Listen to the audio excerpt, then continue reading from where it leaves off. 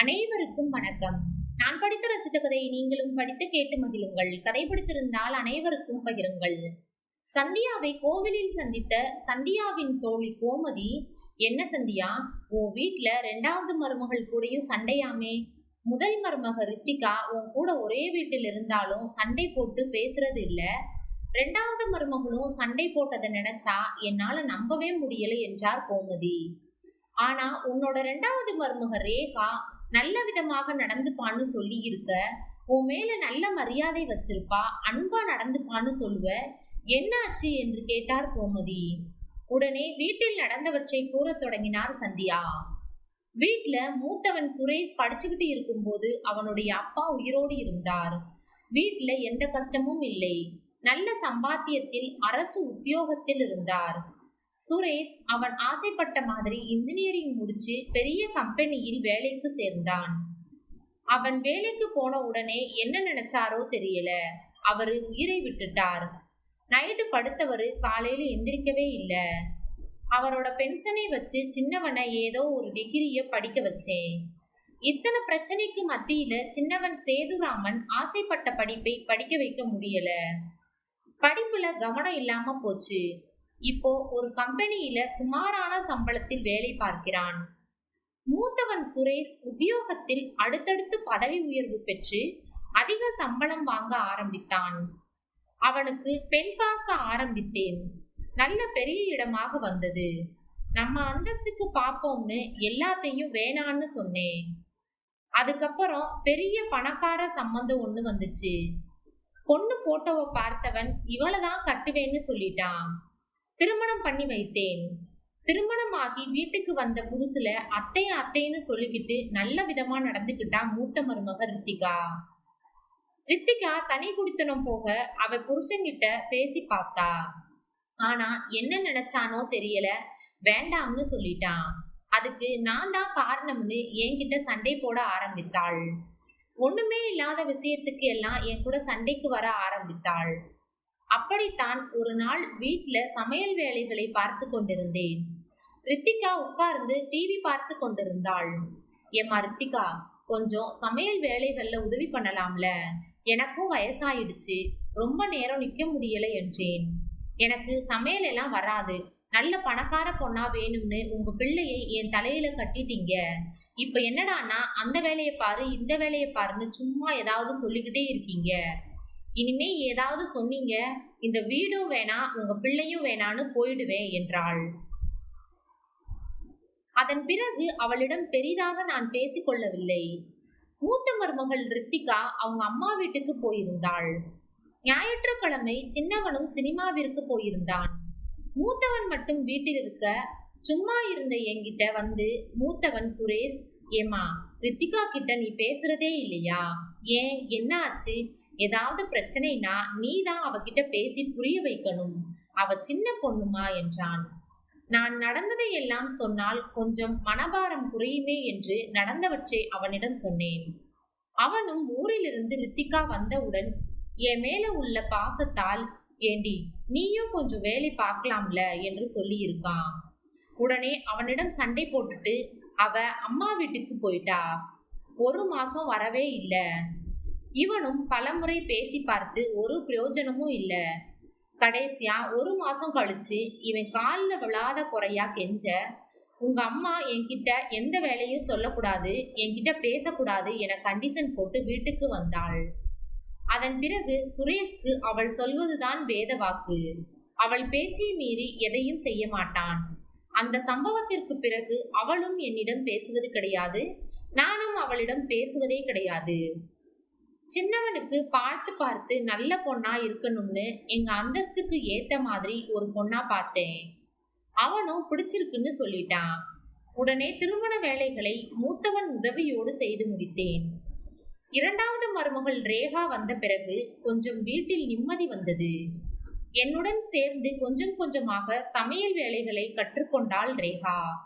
வீட்டு வேலைகளில் உதவி செய்தாள். ரித்திகாவின் தூண்டுதலின் பேரில் மூத்தவன் அடிக்கடி என்னிடம் சண்டை போட ஆரம்பித்தான். அது அனைத்தும் ரித்திகாவின் வேலைதான் என எனக்கு தெரிந்தது. என் சின்ன மருமகள் ரேகா இருக்க நான் ஏதோ சமாளித்தேன். எப்போதும் தன் கணவன் வேலைக்கு சென்றதும் மதிய சாப்பாடு சாப்பிட மட்டுமே வெளியே வருவாள் ரித்திகா. அவள் நடவடிக்கையில் சில மாற்றம் தெரிந்தது. பகல் நேரத்தில் அறையை விட்டு வெளியே வர ஆரம்பித்தாள். அதுவும் ரேகா வேலையை முடித்துவிட்டு தனியாக அமர்ந்து டிவி பார்த்து கொண்டிருக்கும் போது வந்து சோஃபாவில் அமர்ந்து கொள்வாள். ரேகாவிடம் அவளுக்கு எந்த சண்டையும் இல்லை என்பதால் அவளிடம் சிரித்து சிரித்து பேச ஆரம்பித்தாள். தன் மகன் மூலம் என்னை அந்த வீட்டை விட்டு வெளியேற்ற பார்த்தாள். அது நடக்கவில்லை. அதற்கு காரணம் ரேகா. அவள் என்னோடு அன்பாக இருப்பதால் அவள் திட்டம் நிறைவேறவில்லை. எனவே ரேகாவிடம் பழகத் தொடங்கினாள் ரித்திகா. அப்படி ஒரு நாள் ரேகா வீட்டு வேலைகள் எல்லாம் முடித்துவிட்டு ஹாலில் அமர்ந்து டிவி பார்த்து கொண்டிருந்தாள். அந்த சமயம் பார்த்து ரேகாவின் அருகே அமர்ந்தவள், என்ன ரேகா, நீ என்ன வேலைக்காரியா? உங்க வீட்டுல உன்னை ராணி மாறி வளர்த்திருப்பாங்க. நீ இங்க வந்து இப்படி கஷ்டப்பட்டுக்கிட்டு இருக்க. அந்த அம்மா வேலையை அவங்க பார்க்கட்டும், நம்ம வேலையை நாம பார்த்துக்கலாம் என்று தன் வேலையை ரேகாவிடம் காட்டினாள். சுதாரித்து கொண்ட ரேகா, அக்கா, எனக்கு நீங்க அவங்க 2 பேரும் ஒண்ணுதான். 2 பேருமே என்னை விட வயசுல மூத்தவங்க. அது மட்டும் இல்ல, எனக்குன்னு சில பொறுப்புகள் இருக்கு. அது நானே விரும்பி ஏத்துக்கிட்டதுதான். எனக்கு வீடு அழகா வச்சிருக்கிறதுனா பிடிக்கும். அதுக்காக நான் வேலைக்காரி எல்லாம் கிடையாது. எனக்கு பிடிச்சது, என் மனசுக்கு பிடிச்சதை தான் நான் செய்கிறேன். அதே மாதிரி கிச்சன்ல சமைக்கிறதும் எனக்கு பிடிச்சது. சமைக்கணும்னு எனக்கு நிறைய ஆசை. ஆனா படிப்புன்னு எங்க வீட்டுல இருக்கும்போது கிச்சன் பக்கமே போக முடியல. இப்போ நான் எனக்கு பிடிச்சதை சமைக்கிறேன். உங்களுக்கு அத்தையை பிடிக்கலைன்னா அதை உங்களோட வச்சுக்கோங்க. அதை ஏன் மேல திணிக்காதீங்க. நான் படிச்ச பொண்ணு என பேசிவிட்டு தன் அறைக்குள் போய்விட்டாள் ரேகா. என்னை வெளியேற்ற ரேகாவை வசமாக்க நினைத்தவள் அவளிடம் நல்லா மூக்கறுபட்டு தன் அறைக்குள் போய்விட்டாள். தன் கணவனிடம் நடந்ததை கூற, அவனோ, உனக்கு பிடிக்கலைனா வா, நாம தனி குடித்தனம் போகலாம் என்றான் சுரேஷ். அதெல்லாம் வேணாம் என மறுத்துவிட்டவள் அவளுக்கு பயந்து, நான் வீட்டை விட்டு போறதா? நானே வீட்டை விட்டு அவளை வெளியே அனுப்புறேன் என மனதிற்குள் நினைத்து கொண்டாள். அப்புறம் எப்படிக்கா சின்ன மருமகள் கிட்ட சண்டை வந்துச்சு? நல்ல அறிவாளியான பொண்ணு, படிச்ச பொண்ணு, தன்னோட புத்திசாலித்தனத்தால எப்படி செயல்பட்டு இருக்கா. அவ எப்படி உன்கிட்ட சண்டை போட்டா? எனக்கே ஆச்சரியமா இருக்கு என்றாள் கோமதி. அவ எங்க சண்டை போட்டா? நான் தான் சண்டை போட்டேன். அதுவும் வேண்டுமென்றே சண்டை போட்டேன் என்றார் சந்தியா. மூத்தவள் ரித்திகா ரேகாவிடம் பெரிதாக பேசிக்கொள்ளவில்லை. தன் கணவரிடம் சென்று, ரேகா தினமும் இந்த வீட்டுல அவளுக்கு பிடிச்சதை மட்டும் சமைக்கிறா என பிரச்சனையை கிளப்பினாள். நான் எது கேட்டாலும் செஞ்சு தர மாட்டேன் என்கிறாள் என தன் கணவனை தூண்டிவிட்டாள். சுரேஷ் சென்று சேதுராமனிடம் இது பற்றி சொல்லி, வீணா, நம்ம குடும்பத்தில் சண்டை வருது. என் மனைவி எப்படின்னு தான் எல்லோருக்கும் தெரியுமே. பணக்கார பொண்ணு வேற. உன் மனைவி கிட்ட சொல்லி கொஞ்சம் அவ கேட்கிறத செஞ்சு தர சொல்லு. அப்பதான் நம்ம நிம்மதியா இருக்க முடியும் என்றான். சேதுராமனும் ரேகாவிடம் பேசி, இந்த குடும்பம் உடைஞ்சு பிரிஞ்சு போக இது காரணமாய் இருக்க வேணாம், கொஞ்சம் அட்ஜஸ்ட் பண்ணு என்றான். ரேகாவும் சரி என தலையாட்டி வைத்தாள். ரேகா சரின்னு சொன்னது ரித்திகாக்கு நல்ல வசதியா போச்சு. இன்னைக்கு இந்த சமையல் பண்ணு ரேகா என ஆரம்பித்தவள் ரேகா டிவி பார்க்கும்போது பூஸ்ட் போட்டு குடி என்பாள். சாப்பிடும்போது, என்னடி உனக்கு சமையல் தெரியுமா தெரியாதா? பேசாம வேலைக்காரி ஏற்பாடு பண்ண சொல்றேன், அவர் வரட்டும் என திட்டினாள். அவளை மிகவும் அலட்சியமாக நடத்தினாள். அன்று ஞாயிற்றுக்கிழமை சுரேஷ், சேதுராமன் அனைவரும் வீட்டில் இருக்க ரேகா அவளுக்கு பிடித்த நிகழ்ச்சியை டிவியில் பார்த்து கொண்டிருந்தாள். ரித்திகா வேண்டுமென்றே அங்கு வந்து, ரேகா காஃபி போட்டு கொடு என்றாள். கொஞ்சம் பொறுங்க, இந்த நிகழ்ச்சி முடிஞ்ச உடனே போட்டு தரேன் என்று சொன்னாள் ரேகா. அவளோ, என்ன சொல்றத கேட்க மாட்டேங்கிற என குரலை உயர்த்தினாள். ரேகா சண்டை வேண்டாம் என கிச்சனுக்குள்ள சென்று பாலை வைத்துவிட்டு டிவியை வந்து பார்த்து கொண்டிருந்தாள்.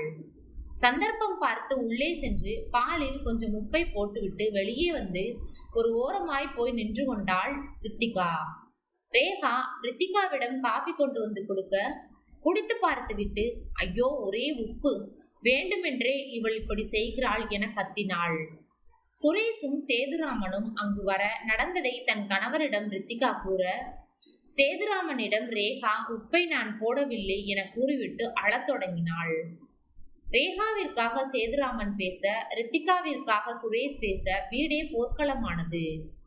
அண்ணன் தம்பிக்கு இடையிலான பேச்சு குறைந்தது. வீடு நிம்மதி இழந்து ஒற்றுமை இல்லாமல் போனது. இவள் என்னை வெளியேற்ற இன்னும் என்னவெல்லாம் செய்ய போகிறாளோ என யோசிக்க தொடங்கினேன். 2 நாட்கள் வீடு மயான அமைதி. வீட்டில் நிம்மதியை கொண்டு வர வேண்டும் என்று முடிவு செய்தேன். அன்று மதிய சாப்பாட்டின் போது ரேகாவிடம், உன் வேலை வர வர சரியில்லை, வீட்டினை சுத்தமாக வைக்கிறதே இல்லை, சாப்பாடு பாரு மண்ணு மாதிரி இருக்கு என்றேன். ரேகா சாப்பிட்டு பார்த்துவிட்டு, நன்றாகத்தானே இருக்கு அத்தை என்றாள். ஏன் நீங்களும் என் கூட சண்டை போடணுமா என்றாள். வயசானவங்க சொன்னா சரியா இருக்கும், இது கூட தெரியாதா உனக்கு என நான் குரலை உயர்த்தினேன். சந்தர்ப்பம் பார்த்து காத்திருந்த ரித்திகா, ரேகா சாப்பாடு சூப்பரா இருக்கு என சொல்லிவிட்டு சாப்பிடத் தொடங்கினாள். ஏற்கனவே நடந்த பிரச்சனையில் மனக்கஷ்டத்தில் இருந்த ரேகா என்னிடம் சண்டை போட்டுவிட்டு, நீங்களும் மாமியார்னு நிரூபிச்சிட்டீங்க என கத்திக்கொண்டே சாப்பிடாமல் உள்ளே போய்விட்டாள். விஷயம் சேதுராமன் காதுக்கு போக, உனக்கு அறிவே இல்ல, இப்படியா பேசுவ, மனசு உடைஞ்சு அழுகிறா என திட்டிவிட்டு சென்றான். அதன் பிறகு கிச்சனில் ரேகா சமைத்து கொண்டிருக்க ரித்திகா சென்று அவளிடம் ஆறுதலாக பேசி அவளுக்கு உதவி செய்ய தொடங்கினாள். தன் கணவரிடம் சொல்லி, உங்க தம்பிக்கிட்ட பேசுங்க, இவங்க இங்க இருக்கிறதுனாலதான் வீட்டில் நிம்மதி இல்லாம போகுது என தூண்டிவிட்டாள். அனைவரும் சேர்ந்து கொள்ள அனைவருக்கும் நான் வேண்டாதவளாக மாறினேன். 2 மருமகளும் சேர்ந்து என்னை வீட்டை விட்டு வெளியேற்றினர். வீட்டை விட்டு வெளியேறிய நான் எனக்காக கிராமத்தில் என் கணவர் வாங்கி வைத்திருந்த வீட்டிற்கு வந்துவிட்டேன். இப்போ அவங்க ஒற்றுமையா இருக்கிறார்கள், சந்தோஷமாக இருக்கிறார்கள், அது போதும் என சொல்லி முடித்தாள் சந்தியா. இருந்தாலும் இப்படி தனியா இருக்கிறது கஷ்டமா இல்லையா என்றாள் கோமதி. கஷ்டமாதான் இருக்கு, ஆனா பழகிடுச்சு, இன்னும் 1 மாதம் தான், அப்புறம் மீண்டும் அந்த வீட்டுக்கு போயிடுவேன் என்றாள். என்ன சொல்ற, புரியல என்று கேட்டார் கோமதி. நான் நினைச்சது நடந்தா அடுத்து உன்னை பார்க்கும்போது எல்லா விஷயத்தையும் சொல்றேன், இப்ப வீட்டுக்கு புறப்படலாம் என்றார் சந்தியா. என்னமோ சொல்ற என புலம்பிக் கொண்டே கோமதியும் வீட்டுக்கு புறப்பட்டார். அதன் பிறகு ஒரு ஞாயிற்றுக்கிழமை சந்தியா வீட்டில் இருக்க 2 பிள்ளைகளும் அம்மாவை பார்க்க வந்திருந்தனர். அம்மா, நீ வீட்டுக்கு வந்துருமா, எங்களால உன்னை விட்டுட்டு இருக்க முடியல என்றான் மூத்தவன் சுரேஷ். அம்மா, இப்பெல்லாம் ரித்திகா நல்லாவே சமைக்க கத்துக்கிட்டா, வீட்டுல பாதி வேலை அவள்தான் செய்கிறாள், நீ வரணும்னு அவளே சொல்றானா பாரு என்றான். அப்படியா, ரித்திகா இங்கே வந்திருக்காளா என்றாள் சந்தியா. அம்மா, இல்லம்மா, நீ வா, உனக்கு அங்க வந்தா அவ பாசம் என்னன்னு புரியும் என்றான். சேதுராமனும், அம்மா, ரேகாவும் தன் தப்பை உணர்ந்து உன்னை பத்தியே பேசிக்கிட்டு இருக்கா என்றான். எனக்கு ரேகாவை பத்தி நல்லாவே தெரியுண்டா சேது, நான் வர்றேன் என கிளம்பினாள். வீட்டில் 2 மருமகளும் ஒற்றுமையாக வரவேற்று அன்பு மழை பொழிந்தனர். 2 மகன்களும் அம்மாவிற்கு வேண்டியதை பார்த்து பார்த்து செய்து கொடுத்தனர். வீட்டில் சந்தோஷம் குடிகொண்டது. உண்மையாகவே ரித்திகா கொஞ்சம் மாறி போயிருந்தாள். வேலைகளை செய்து பழகி இருந்தாள். பின்னர் ஒரு நாள் ரித்திகாவும் சுரேஷும் படத்திற்கு சென்றிருந்தனர். சேதுராமன் தன் நண்பனை பார்க்க போயிருந்தான். ரேகாவும் சந்தியாவும் மட்டும் வீட்டில் இருந்தனர். அத்தையின் அறையை நோக்கி வந்த ரேகா தயங்கி தயங்கி, அத்தை, அன்னைக்கு நமக்குள்ள சண்டை வந்துச்சுல, அது என்னமோ நாடகம்னு தோணுது, நீங்க சண்டை போடுறதா நடிச்சீங்கன்னு தோணுது, இதை யோசிச்சு யோசித்து தலையே வலிக்குது என்றவள், அன்னைக்கு உண்மையாகவே சண்டை போட்டீங்களா என்றாள். இல்லை என சந்தியா தலையாட்ட தாமரை மலராக முகமலர்ந்தாள் ரேகா. நீ புத்திசாலின்னு நிரூபிச்சிட்ட, நான் சண்டை போடுற மாதிரி நடிக்கத்தான் செய்தேன் என்றார் மாமியார் சந்தியா. ரேகா அத்தை என கட்டி கொண்டாள். ரேகா பின் ஏதோ யோசித்தவள் அத்தை என்றவுடன், சந்தியா, இப்ப நீ என்ன கேட்க போறன்னு எனக்கு தெரியும், எப்படி உங்க 2 மகன்களும் உங்களை இங்கே கூட்டிட்டு வந்தாங்கன்னு தானே கேட்க வந்த என்றவள், இப்படி ஒரு நாள் நடக்கும்னு தெரிஞ்சுதான் என் கணவர் அவர் காலத்துக்கு பின்னாடி எனக்கு பாதுகாப்பா இருக்கணும் என்பதற்காக ஒரு வீட்டையும் அந்த வீட்டோட சேர்த்து 4 ஏக்கர் நிலத்தையும் வாங்கி போட்டிருந்தார். அது இவனுங்களுக்கே தெரியாது. நான் என் கணவரோட நண்பர் ஒருவரை அனுப்பி, இந்த இடம் எங்களுக்கு தேவைப்படுது, ஒரு கம்பெனி கட்டணும், 5 கோடி ரூபாய்க்கு போகும் அப்படின்னு சொல்ல சொன்னேன். அந்த இடம் உங்க அப்பா பேர்ல தான் இருக்கு, அதை எப்படியாவது எங்களுக்கு முடிச்சு கொடுங்க என்று பேச வைத்தேன். அவ்வளவுதான், என்னை வீட்டுக்கு கூட்டிக்கிட்டு வந்துட்டானுங்க என்றார். விற்கிறதுக்காக இவங்க போன் பண்ணுனா என்ன பண்றது? போன் பண்ணுனா அவர் என்ன சொல்ல போறாரு? நீங்கள் அழைக்கும் வாடிக்கையாளரை தொடர்பு கொள்ள முடியவில்லை என்றுதான் என சொல்லிவிட்டு சிரித்தார் சந்தியா. என் கணவர் வாங்கிய அந்த இடத்திலேயே நான் என் காலத்தை ஓட்டிவிடலாம் என்றுதான் போனேன். ஆனா இந்த ரித்திகா கிட்ட உன்னை விட்டுட்டு என்னால அங்க நிம்மதியா இருக்க முடியல. அதான் இப்படி ஒரு பிளான் போட்டு உன்கிட்ட வந்துட்டேன். நான் உயிரோட இருக்கிற வரைக்கும் அந்த இடத்தை விற்க முடியாது. அப்படித்தான் அவர் உயிலை எழுதி வச்சிருக்கார் என்றார் சந்தியா. அத்தை, ரித்திகா இப்ப ரொம்பவே மாறிட்டா என்றாள் ரேகா. நானும் பார்த்தேன், அதுவும் நல்லதுதானே என்று சிரித்தார் சந்தியா. அத்தையை இறுக்கமாக கட்டி கொண்டாள் ரேகா. நன்றி. கதை பிடித்திருந்தால் லைக் பண்ணுங்க, ஷேர் பண்ணுங்க, சப்ஸ்கிரைப் பண்ணுங்க. உங்களுடைய கருத்துக்களை கமெண்ட் பாக்ஸில் தெரிவிக்கவும். தங்கள் ஆதரவிற்கு நன்றி.